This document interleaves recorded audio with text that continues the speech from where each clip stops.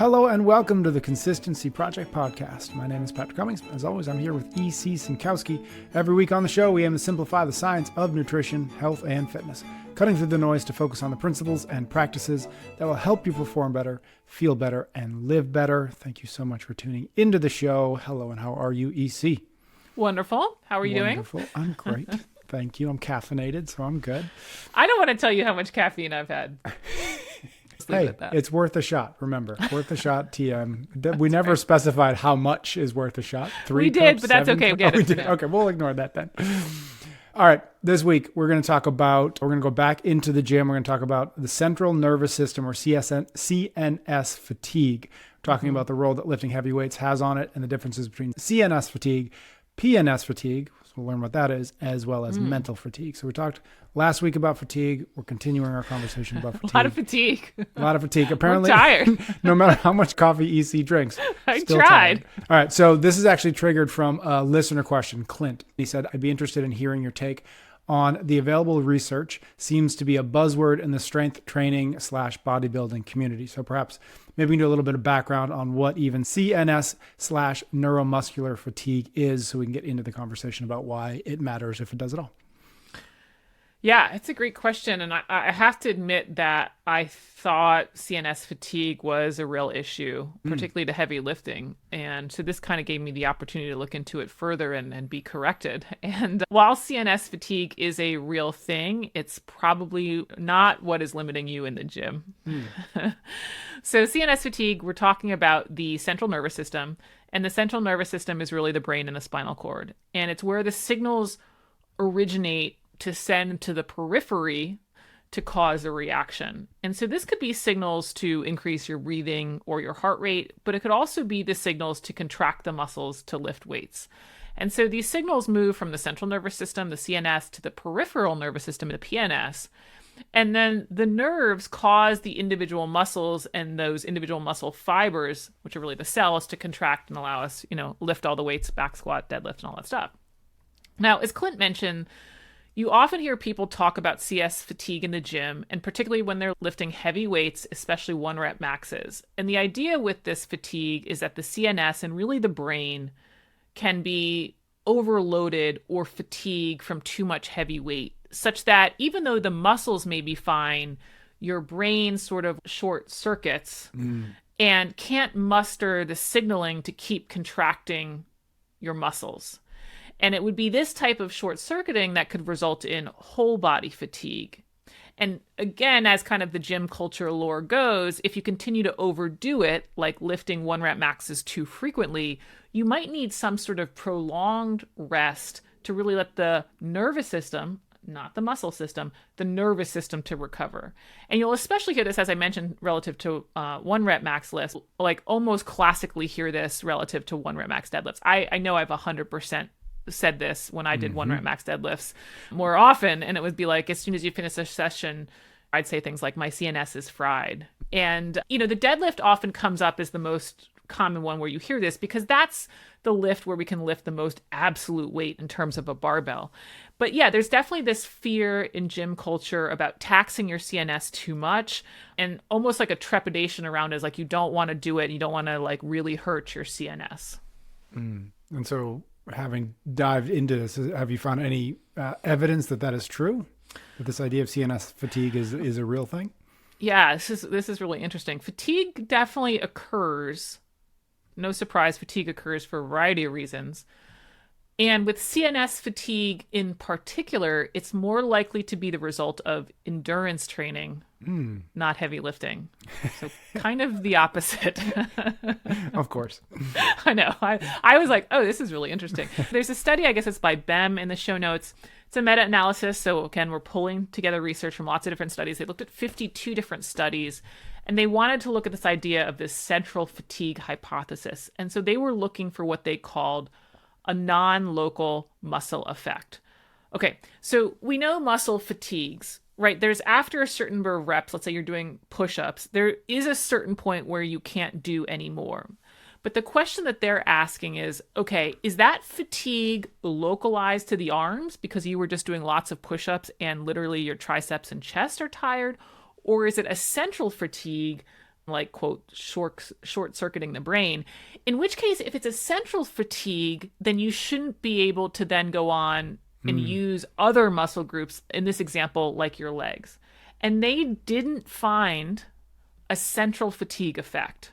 Quote, the findings do not support the existence of a general, non-local muscle effect, meaning they did not find that fatiguing one muscle group results in systemic muscle fatigue. And I think intuitively, I mean, it's kind of interesting that I didn't come to the conclusion before this study, because I think intuitively as CrossFitters, we know this to be true. It's exactly how a lot of the workouts are designed, right? Exactly what I was just thinking. Yep. Yeah, you fatigue one movement, but then you go and you combine it with something else so that you can kind of keep going. Now, they did note that, quote, when examining specific types of performance outcomes, there may be this central fatigue effect specifically upon endurance-based outcomes, end quote. And again, with some retroflexion on this, reflection on this, that's the word I want. I was like, that doesn't sound right at all. Endurance exercise fatigue for central fatigue makes a little bit more sense, because these are systems that are used for the whole body. Where when you're doing more lifting, yes, you're going to be fatiguing the legs or the arms in the push-up example, but it's specific to that body part. Where endurance, it might be the entire cardiovascular system, which is pumping blood and oxygen to everywhere in the body versus, specific muscle groups. Yeah. I remember in high school when I did repeat 400 meters, I remember feeling like nothing was working at all. And I don't know that I mean, CrossFit workouts will sometimes do it, but I don't know that I've ever felt that way after, a heavy 1 rep deadlift, right? Exactly. Yep. Okay. So what is actually causing this fatigue then? If it's not, I held my breath and I tried to pick up, 400 pounds off the ground. Yeah, I mean, some of this stuff gets pretty complicated. It sounds so simple. It's like the brain sends the signals to the muscles, but there's lots of moving pieces to then have this result of being able to pick up the barbell or do lots of pull-ups. So one, we have to have the electric signal there from the brain.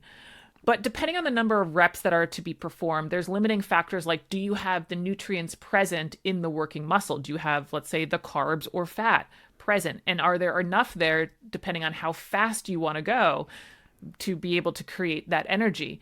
You also need micronutrients there to produce the energy. So are those going to be the limiting factor in terms of, quote, fatiguing in the muscle, not being able to keep contracting and doing work? But then we also have byproducts from creating energy, like hydrogen ions, that can interfere with these necessary chemical reactions that would allow the muscles to contract. And so they can literally get in the way and prevent another contraction, i.e. fatigue. There can be things like oxygen delivery. Maybe your cardiorespiratory endurance system doesn't have the capacity to deliver oxygen at the rate that you would like to perform reps. That sounds a lot like my CrossFit experience. I'd like to perform these reps, but I am breathing too hard and too fast and I can't do any more. So this all comes to like, okay, there's lots of different things that can get in the way that might not necessarily have anything to do with your brain, quote, short circuiting or not being able to send the electric signal.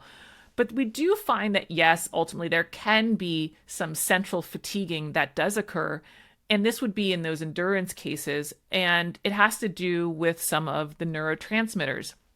For example, you can start to build up a level of serotonin in the brain, which will then promote these feelings of lethargy, loss of neural drive, which is a decreased ability to send these signals from the brain to allow the muscles to contract and do work. But we also have other neurotransmitters like dopamine and GABA that can play a role in all of this fatigue.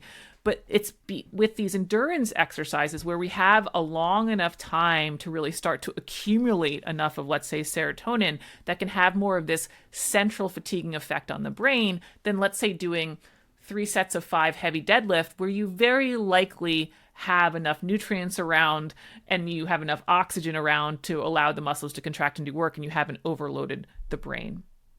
And so that's why this endurance efforts probably have more of a central fatiguing effect, because we have a long enough duration for some of these metabolites to crop up where it won't be the same when we're doing more strength-based activity.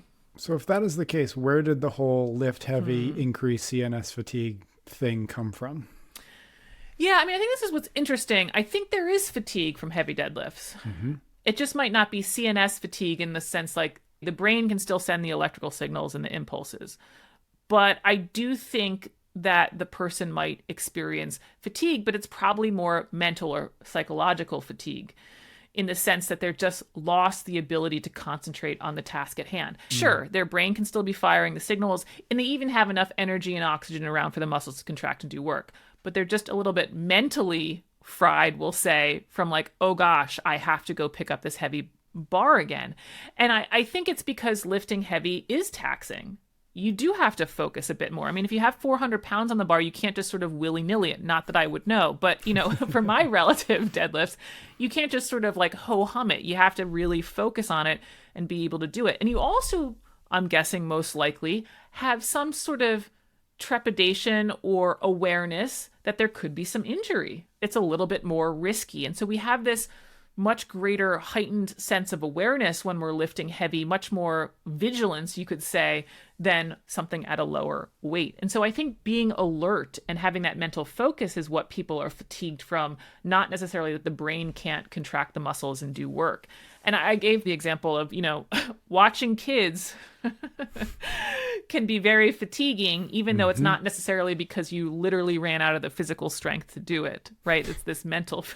Yeah. Only on a very bad day does that happen. So, yeah, it's a mental fatigue that we're really experiencing, which I know sounds like the brain, but that's not the same thing as the brain's inability to send electrical signals for muscle contraction, right? It's a focus fatigue.